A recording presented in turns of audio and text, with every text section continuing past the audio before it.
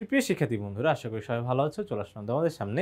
দেখো 11.3 এর 5 নম্বর অঙ্কটার সমাধান নিয়ে। এখানে বলা হয়েছে এ একটা বিন্দু এবং বি একটা বিন্দু দেওয়া আছে। এই বিন্দুগামী রেখার ঢাল যদি -1 হয়, তাহলে পি এর মানটা কত? এখন আমরা জানি যখন আমাদের দুইটা বিন্দুর স্থানাঙ্ক দেওয়া থাকে তখন ঢাল নির্ণয়ের সূত্রটা কি হয়? ঢালকে কিন্তু m দ্বারা প্রকাশ করা হয়। m কি বলতো, y2 - y1 divided by x2 - x1। তাহলে উপরে হবে হচ্ছে তোমার কোটি এর পার্থক্য ডিভাইডেড বাই কি বলতো, তোমার ভুজের পার্থক্য। তাহলে এখানে আমরা এটাকে ধরে নিতে পারি x1, এটাকে ধরে নিতে পারি y1। একটা বিন্দুর স্থানাঙ্কে প্রথমে থাকে x এর মান, পরে থাকে কিন্তু y এর মান, আর এটা হবে x2, এটা হবে তোমার হচ্ছে y2। তাহলে y2 - y1, তাহলে p² + 1 মাইনাস কি বলতো 3p, ঠিক আছে, -3p। ওকে, এটাকে আবার হচ্ছে তোমার সাজিয়ে লেখা হয়েছে x এর ঘাতের অধক্রম অনুসারে। অধক্রম মানে তোমার বড় থেকে ছোটর দিকে যাবে, ঠিক আছে। তাহলে পাওয়ার 2, তারপরে পাওয়ার 1, তারপরে কি পাওয়ার 0 মানে 9, ঠিক আছে। এরপরে দেখো তোমার হচ্ছে x2 - x1, তাহলে 4 - 3, 4 - 3 করলে কত হয় 1। এখন নিচের 1 কি দেওয়া লাগে বলো? দেওয়া কিন্তু লাগে না, ঠিক আছে। তাহলে এটা এইভাবেই থাকলো। এখন দেখো এই যে আমাদের ঢাল বের করছি, এই ঢাল কিন্তু ওদের ঢালের সমানই, ঠিক আছে। আমাদের কোশ্চেনও বলে দিচ্ছে ঢাল হচ্ছে কত, -1। তাহলে প্রশ্ন মতে আমরা কিন্তু আমাদের ঢাল =-1 বলতে পারি। তো এখানকার -1 যদি এই পাশে আসে তাহলে কি হয়ে যাবে বলতো, +1 হয়ে যাবে। -1 এই পাশে আসলে কি হয়ে যাবে, +1। তাহলে এটা কত, +2 হয়ে গেল। এটা একটা দ্বিঘাত রাশি, ঠিক আছে। দ্বিঘাত রাশি বা এটা সমীকরণ আকারে আছে, যেহেতু মান দেওয়া আছে রাশিটা।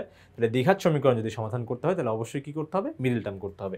মিডল টার্ম কিভাবে করি আমরা, যে এইখানে দেখো তোমার হচ্ছে যে দ্বিঘাত যে পদটা আছে সেই পদের যেই তোমার হচ্ছে সহগটা থাকবে, মানে সহগ হচ্ছে 1, আর হচ্ছে ধ্রুবক পদটাকে গুণ করতে হবে। তাহলে গুণ করলে আমরা কি পেলাম বলতো, 2। তারপর এটাকে ভাঙতে হবে, ভেঙে কত পাবো, 2 × 2। এবার ভাঙার পরে আমরা হচ্ছে যে দুটো উৎপাদক পাবো, বা আমাদের এখান থেকে এমন দুইটা উৎপাদক বের করতে হবে যাদের তোমার প্লাস মাইনাস করলে আবার হচ্ছে মাঝখানের পদটা হবে, ঠিক আছে। তাহলে সেটা তো 2 আর 1ই হয়, 2 থেকে 1।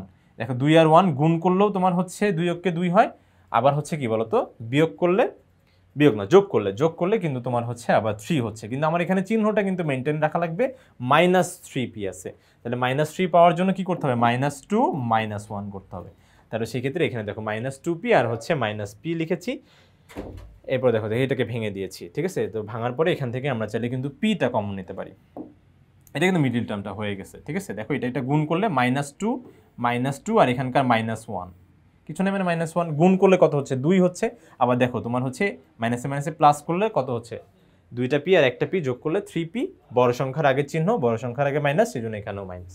তার মানে আমাদের হচ্ছে এই লাইনটা কিন্তু ঠিক আছে। এরপরে মিডল টার্ম করার সুবিধা হচ্ছে কি, আমরা এখান থেকে কমন নিতে পারবো। যেমন এই দুইটার মধ্যে কি ব্যাপার কমন বলতো, পি ব্যাপারটা কমন। তাহলে পি কমন দিলে p - 2 হবে, এবং এখান থেকে যদি -1 কমন নাও তাহলে এখানেও কি বলতো, p - 2টা -1, মানে কিছু কমন নাই, মানে মাইনাস, মানে একটা এক তো কমন যাবে, এক সবার সাথেই কমন। তাহলে -1 কমন নিলে এখানে -1 এর জন্য কি বলতো, সবগুলো চিহ্ন পরিবর্তন হয়ে যাবে। কমন নেওয়া মানে কি জানো, অ্যাকচুয়ালি ভাগ করা। তাহলে -1 তুমি কমন নিচ্ছ মানে -1 দিয়ে -p কে তুমি ভাগ করবা। তাহলে -p ভাগ হচ্ছে -1 করলে কত হয়, +p।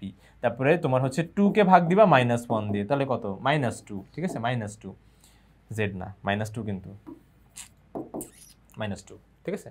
তাহলে -2 দিয়ে দিলাম।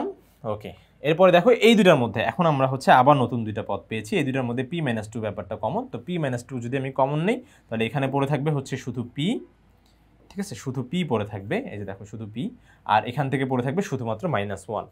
এরপর অঙ্কের এই পর্যায়ে এসে কি করতে পারি ভাইয়া, যে কোনো একটাকে আপনি রেখে দেন। যে আপনি p - 2টাকে রাখেন, p - 1 গুণ আকারে আছে, এই পাশে গেলে ভাগ হয়ে যাবে।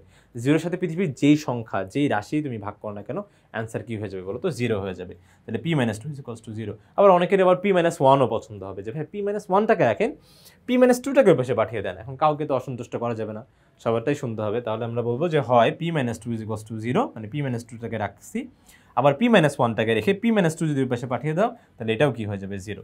তাহলে এখানে কিন্তু আমরা দুইটাই কাজ করতে পারি। তাহলে p = -2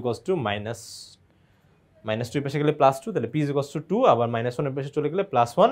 তাহলে p এর সম্ভাব্য মানগুলো কি, দুইটাই হবে, ঠিক আছে। তাহলে এটাই হয়ে যাবে আমাদের কাঙ্ক্ষিত উত্তর। আশা করি বন্ধুরা তোমরা সম্পূর্ণ বিষয়টা খুব সুন্দরভাবে, ভালোভাবে, স্পষ্টভাবে বুঝতে পেরেছো।